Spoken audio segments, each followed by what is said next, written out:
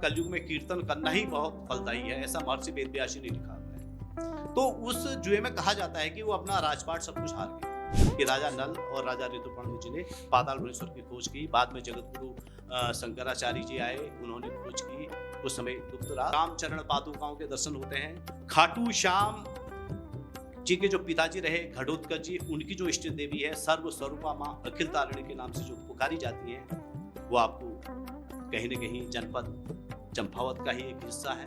विशेष रूप से क्या शिक्षा देता है? वो ये शिक्षा देता है कि भगवान शिव और विष्णु में कोई भेद नहीं, पहली चीज। और इसका एक बहुत सुंदर वर्णन हमें उत्तर गढ़वाल में एक तीर्थ है रुद्रप्रयाग के समीप, रुद्रालय महादेव के नाम से जाता है। तो उन्होंने कहा सबसे उत्तम यही है कि जो भगवान शिव और भगवान विष्णु में कदापि भेद नहीं करता है, वह पुरुष संसार में उत्तम है और वही धन्य है। हमारे उत्तराखंड में केदारनाथ मंदिर जो है फेमस है, तो हमने सुना है कि हमारे हल्द्वानी क्षेत्र में भी ये केदारनाथ मंदिर का संज्ञा मतलब सुना है कि है, इस बारे में कुछ बताइए।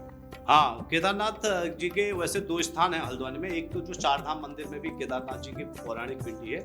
इसके अलावा एक मंदिर कटघरिया से ऊपर को जो जाते हैं हेड़ाखान बाबा। अंतिम बार भगवान शिव ने उत्तराखंड की धरती पर यदि कहीं पूजन किया तो वो रामेश्वर में। उत्तराखंड में तो इतने मंदिर हैं कि पूरा जीवन जो है, पूरा क्या कई जीवन कम बढ़ जाएंगे। भगवान शंकर का जो सबसे पावरफुल जो क्षेत्र कहे गए हमारे उत्तराखंड में, उनमें गोपेश्वर महादेव एक है। उसी से आगे एक देवराड़ी देवी की गुफा है। वो गुफा कहाँ निकलती है, क्या निकलती है, वो सब अज्ञात है। बहुला वेद माता चौ महाविष्णु स्वरूपी महामत्स्या महाकूर्मा महावाराह रूपिणी नरसिंह प्रिया रम्या वामना वटु रूपिणी जाम दग्नि स्वरूपा चौ रामा राम पर पूजितार्था, जिनकी पूजा स्वयं प्रभु श्री रामचंद्र जी ने की, स्वयं योगेश्वर भगवान श्री कृष्ण ने की। जी, आपने इतनी अच्छी हमें जानकारी दी है, इतने मंदिरों के बारे में, गुप्त मंदिरों के बारे में आपने हमें बताया है, इस देवभूमि के बारे में आपने हमें जानकारी जो हमें नहीं पता थी। इसके अलावा एक रहस्यमय जो क्षेत्र आता है वो आता है नकुआ पुपू का क्षेत्र। तो यह मंदिर बड़ा रहस्यमय रहा। कभी आपने सुना होगा बेताल की बारात के किस्से, जब हम छोटे छोटे थे सुना करते थे। आपको यदि ध्यान हो तो ये BBC की खबरें हुआ करती थी।